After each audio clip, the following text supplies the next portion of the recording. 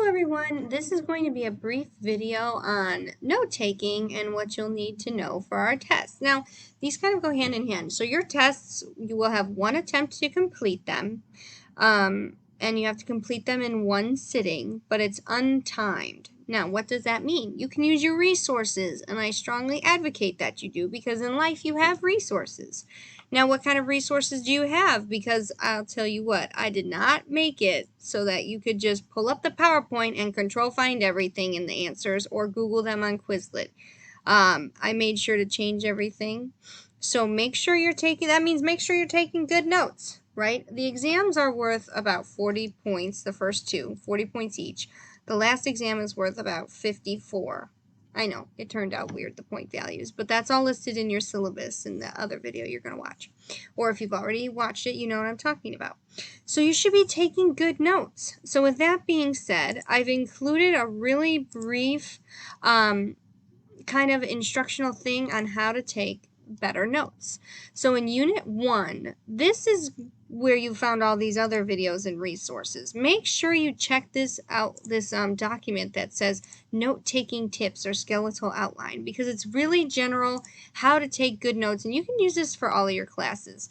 It gives you a brief overview of the outline method, which I, extensively use, but I know that's not what everyone's cup of tea is. But make sure generally follow these guidelines when taking notes. Look at those learning objectives. Learning objectives cannot be emphasized enough. You should be able to do the things in the learning objectives after you've read. If you cannot, you go back and make sure you can do them. Learning objectives, I know they're just kind of stuff that we skim over and maybe don't acknowledge. I did that in college, but if I would have looked at them, I would have done so much better taking notes instead of rewriting the chapter, because that was the type of person I was when I took notes.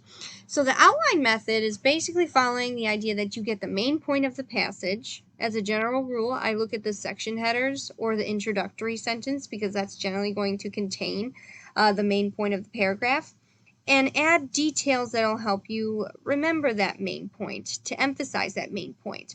These can be key terms, prominent figures, and I would even suggest writing an example that's either in the text or in your own words. So when we talk about a theory, for example, look at what thought process it follows, what paradigm it follows, what people are involved with creating that theory, as well as an example of it in practice. This will help us elaborate on the material for easy remembering and good cue and recovery later when we're taking our exams. So what I've done in this document is included a paragraph from our text in the first chapter. And I've done a sample outline of that paragraph to kind of show you this in practice. Now, if you don't like the outline method, that's fine. You can pick and choose from whatever note-taking approach you like.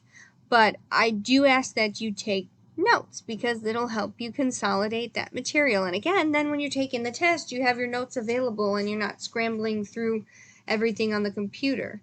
Generally, I think handwritten notes are better, but if you type them, that's cool too. I've included note-taking resources, including general strategies, breakdowns of the 5 different leading note-taking methods, including like Cornell, outline, etc., and their advantages and disadvantages, as well as a crash course YouTube video on how to take notes. As you will find, I love crash course videos so much, so I will use them as supplementary resources. So make sure you take good notes for this class. It'll definitely help you succeed because of the fast-paced nature of it.